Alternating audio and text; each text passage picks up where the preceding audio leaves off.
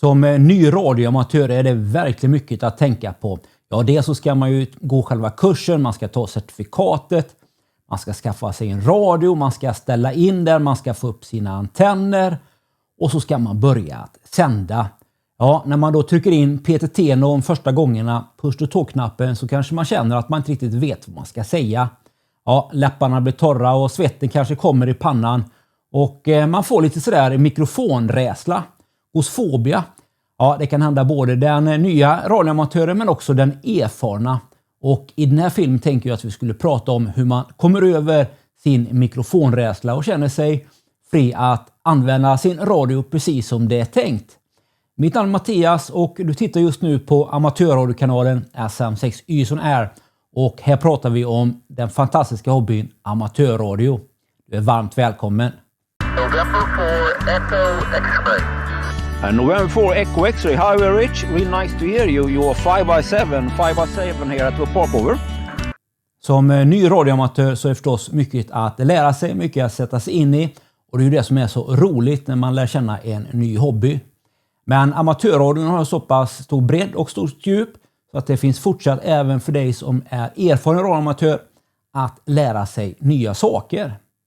På sidan sm6yc.se så har jag samlat olika spellistor från filmerna här på YouTube. Här finns det spellistor som riktar sig till dig som är erfaren radioamatör, till dig som är intresserad av att bli radioamatör, för dig som har startat och vill lära dig mer och för dig som vill komma igång portabelt. Ja, med mera. Så besök gärna sidan sm6yc.se.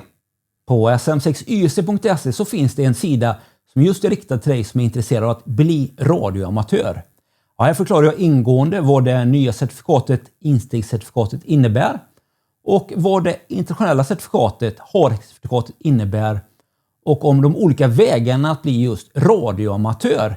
Så gå gärna in på sm6yc.se och klicka på bli radioamatör och länken finns också i beskrivningen förstås. På den här sidan så är också samlat 10 stycken filmer som jag verkligen rekommenderar dig att titta på som är intresserad av att bli radioamatör och som precis har blivit radioamatör.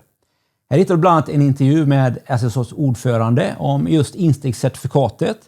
Här hittar du bra information om vad man kan börja med som ny radioamatör och vilken kortvågsstation man kan välja helt enkelt för att ge så mycket tips och råd som möjligt så att du är ett val som passar just dig utifrån dina intressen i hobbyn.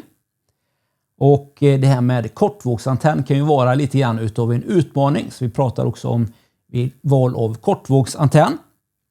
Och det här med att ställa in sin kortvågsstation kan ju också vara lite utav en utmaning. Det är en sak att lära sig i teorin men det ska också göras i praktiken. Så här är också en del tips och råd att komma igång med sin kortvågsstation. Det finns också en film om att lyckas på kortvågsbanden. Hur man genomför ett QSO och mycket råd så att du lyckas och fånga dina DX i loggen förstås. Ja, det med loggning och QSL återkommer i olika former i de här filmerna. Och här finns också mycket bra film kring det här med att vilka band ska man sända på och vilka tider för att nå till olika delar av världen. Ja, det här är ju en speciell kunskap det här med vågutbredning och här är också då lite tips så du vet att vart du ska sända och när du ska sända för att komma till de platser som du önskar. Ja, titta gärna mer på sm6yc.se för att helt enkelt lära dig mer om amatörradio.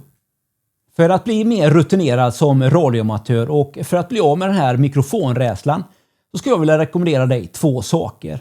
Det första det är att förbereda dig och det andra är att öva. Och förberedelser handlar om att man skapar sig själv en fusklapp. Ja, inom telegrafin så har man haft standardiserade radiokontakter i många år där man helt enkelt har en lapp där man skriver ner hur man genomför en radiokontakt så enkelt som möjligt. Så jag skulle verkligen rekommendera dig att du tar fram läroböckerna ifrån din utbildning och skriver ner hur man genomför ett QSO kort och enkelt. Och har den här lappen framför dig så att du, om du tappar bort dig, kan titta på lappen och fånga upp det hela igen så att du känner dig tryggare med tiden. Ja, sen också öva det förstås. Ja, att kanske sitta i schacket och helt enkelt tala ut det man ska säga i ett QSO. Allmänt anrop, det här är SM6 Yngve Erik Cesar. Till exempel. Ja, att man övar det man ska säga så att man blir tryggare och tryggare. Jag kommer ihåg de första radiokontakterna jag hade på den lokala repeaten. Ja, jag minns verkligen hur nervös jag var. Men jag minns också att det fanns riktigt erfarna radioamatörer på den lokala repeaten som verkligen var goda föredömen som genomför sina QSOn enligt konstens alla regler så det var lätt att få goda vanor. Och jag minns också när jag skulle genomföra mitt första ring-QSO, det vill säga ett samtal med mer än 2 personer inblandade. Och jag minns verkligen hur nervös jag var och sveten lackade i pannan. Men återigen så var det erfarna radioamatörer som guidade mig igenom och som verkligen följde de regelverk och de sätt som vi använder inom amatörradion för att genomföra våra radiokontakter. Och ja, verkligen bra att börja träna på den lokala repeaten så att man kommer igång och får vana helt enkelt. När du börjar känna dig tryggare på hur du genomför ett QSO på din lokala repeater, ja då är det absolut dags att ge sig ut på kortvågsbanden. För det är ju verkligen spännande och roligt där. Men då kan man förstås bli en hel del nervös förstås. För det händer ju väldigt mycket när man kör kortvåg. Det brusar en hel del, det kan vara svårt att höra, det är filter att ställa in, många knappar att tänka på. Och så pratar jag allt oftast också på ett annat språk, på engelska. Och det kanske var länge sedan man gick i skolan och har ingen riktigt flyt på engelskan. Ja, då är det än viktigare med att man använder sig av en fusklapp och att man övar. Att man helt enkelt skriver ner på engelska det man ska säga i ett QSO. Kort och tydligt. Och att man börjar med att genomföra radiokontakter som inte är för långa. Utan använder och genomför så korta QSOn som möjligt så man börjar bli säkrare och säkrare. Och så småningom kanske då lägger till lite saker i sina radiokontakter. Jag tänker mig så här att man börjar givetvis enkelt med att man utbyter givetvis sina signaler. Man säger ju en signalrapport och man säger sitt namn. Och här när man säger sitt namn så kan det ju vara bra att öva att bokstavera det. My name is Mattias, Mike Alpha Tango Tango India Alpha Sierra. And my QTH is Onsala, Oscar November och så vidare. Och att man uttalar detta, ja, QTH kan faktiskt vara lite svårt att uttala. Så öva på det rekommenderar jag verkligen. Jag har också valt att korta ner mitt namn. I qrz.com så har jag angett mitt nickname Matt Mike Alpha Tango Tango. För att helt enkelt göra det lättare för motstationen att höra när det är lite svårare konditioner. Efter att du har genomfört några QSOn på engelska på kortvågen så börjar du förhoppningsvis känna dig lite säkrare på att genomföra ett QSO. Ja, då kan du börja med att lägga till lite ytterligare utbyten i din radiokontakt. Ja, du kan ju börja till exempel med att säga vilken station du har, vilken antenn du har och när du känner dig mogen även lägga till information om vädret. Ja, det är alltid trevligt att prata om vädret förstås. Så börja lite och väx lagom i mängd på den information som du utbyter i en radiokontakt. När du kör ett CQ så är det du som bestämmer tempot och hur du vill genomföra din radiokontakt.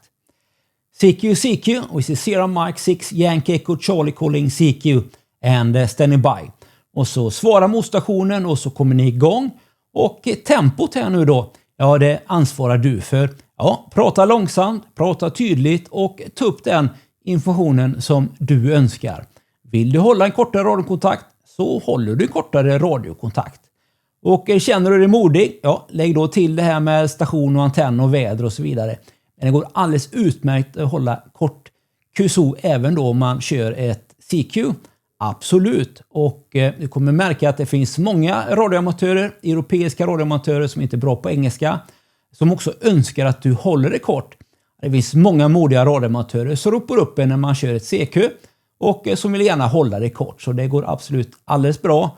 Och ja, det gäller också att lyssna på sin motstation om man känner kanske man inte har så jättemånga ord att använda på engelska, att man också håller det på en lagom nivå helt enkelt så att det inte blir allt för avancerat även för motstationen. Som nybliven radioamatör så rekommenderar jag att du gör en fusklapp på svenska hur man genomför ett QSO och att du övar detta hemma Och sedan när du kommer ut på repeaterna så har du en lapp att komma tillbaka till. Så att du helt enkelt får ett bra flyt. Men det är absolut ingen fara. Det finns många erfarna radioamatörer som kommer att hjälpa dig där ute. Och vad händer om någonting går fel? Det händer absolut ingenting. Och för dig som är då mer erfaren och för dig som vill gå ut på kortvågen så krävs det också då en fusklapp på engelska. Och jag rekommenderar ju verkligen, och särskilt om du känner lite mikrofonrädsla, att börja då väldigt enkelt att utbyta bara den mest nödvändiga informationen. Och att du då övar det engelska uttalet noggrant och att du lägger till information allt eftersom du känner dig tryggare. Och glöm inte det, kör du CQ så är det du som bestämmer tempot och du bestämmer vad kursot ska innehålla helt enkelt. Jag hoppas att de här enkla råden kan hjälpa dig att bli tryggare och mer erfaren radioamatör och framförallt komma över din mikrofonrädsla. Så tänk på att förbereda dig och att öva. Ja, vad mer? Ja, gå gärna in på sm6yc.se och hitta mer filmer som kan hjälpa dig vidare i din amatörradioresa. Och vill du stötta kanalen så finns det länk till Discord nere i beskrivningen. Och jag vill verkligen tacka dig för att du gillar, följer och delar med dig och tittar förstås. Tack så mycket. Det var allting från SM6YC som tackar och slutar. November 4 Echo X-ray. November 4 Echo X-ray. Hi, Rich. Real nice to hear you. You're 5x7 here at the park over.